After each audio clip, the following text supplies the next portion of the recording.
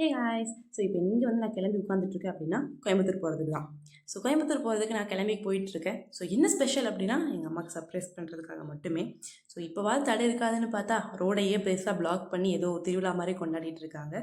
So இதையெல்லாம் தாண்டி நான் பஸ் ஸ்டாண்ட் வந்ததுமே எனக்கு ஒரு பஸ்ஸு உடனே கிடச்சிருச்சு. ஸோ அது ஒரு பெரிய ப்ளஸ்னே சொல்லலாம். டக்குன்னு என்ன பஸ்ஸு ஏறி நானும் கிளம்பிட்டேன். கிளம்புனதுமே என்னோடய மெயின் பஸ் ஸ்டாண்டுக்கும் நான் வந்து ரீச் ஆகிட்டேன். ஸோ கொஞ்சம் லேட் ஆச்சு என்ன இந்த டிராஃபிக்னால. பட் ஸ்டில் நான் வந்து ரீச் ஆனது கொஞ்சம் லேட் ஆனதும் ஒரு விதத்தில் நல்லது தான் அப்படிங்கிற மாதிரி நினச்சிக்கிட்டேன் நான். ஏன்னா எனக்கு 8:30க்கு வர வேண்டிய பஸ்ஸு 10 மணிக்கு தான் வந்துச்சு. ஸோ அது வரைக்கும் வெயிட் பண்ணி கடைசியில் 10 மணிக்கு அந்த பஸ்ஸையும் பிடிச்சி ஏறிட்டேன். ஸோ ஏறி உட்காந்துட்டு நான் கொஞ்சம் ஃபைனல்டா முடிச்சிட்டோண்டா அப்படின்னு என்னோடய டின்னரையும் எடுத்து சாப்பிட்டேன். நான் வர வழியிலே வந்து ரோல் வாங்கிட்டு வந்தேன். ஸோ அதை உட்காந்து சாப்பிட ஆரம்பிச்சிட்டேன். சாப்பிட்டு ஒரு நல்ல தூக்கத்தையும் போட்டுட்டேன். ஸோ காலையில் விடிகிற வரைக்கும் நான் நல்லா தூங்கிட்டு தான் இருந்தேன்.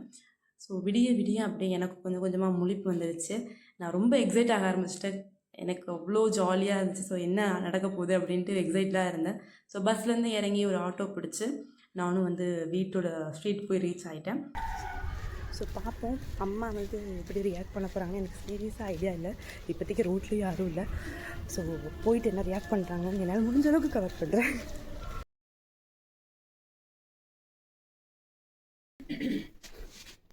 என்னம்மா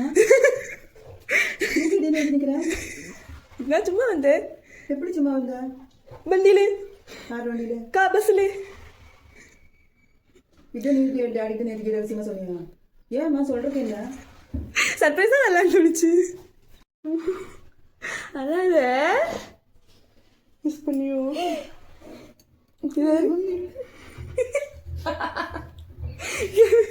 இதுதான் உங்கள் சர்ப்ரைஸ், டேடியோட சர்ப்ரைஸ்.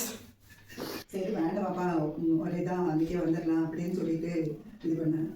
ஆனால் எனக்கு தோணிட்டு இருந்துச்சு, சரி இவ்வளோ நாளாக வர முடியலையே அப்படின்னு. சரி அப்புறம் சர்ப்ரைஸ் எப்படி இருந்துச்சு சொல்லவே இல்லை.